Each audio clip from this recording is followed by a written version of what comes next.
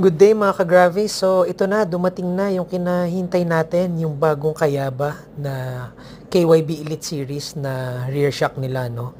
Unfortunately, itong natanggap ko kasi sa kanila, meron siyang leakage, no, as seen from the picture or the image.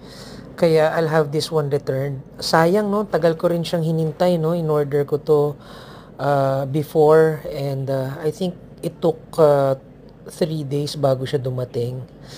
So, ngayon dumating siya. It's so unfortunate na hindi na siya sealed din nung time na na-receive ko, no?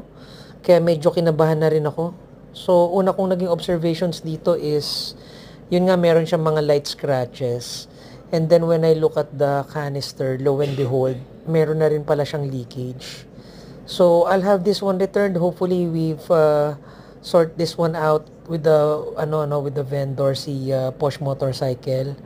Laki pa naman din ng tiwala ko sa Kayaba kasi kahit sa mga kotse, no, Kayaba, this is a Japanese brand, very reputable. But because of this negative experience, baka mag-switch na lang din ako sa Profender. Given na Profender gives, I think, 2 years warranty, no? So, subukan ko siya and hopefully magkaroon naman din tayo ng positive experience. Sana makatulong din tong post ko, no, para sa mga future buyers ng gantong Kayaba K-Elite. Thank you and have a great day.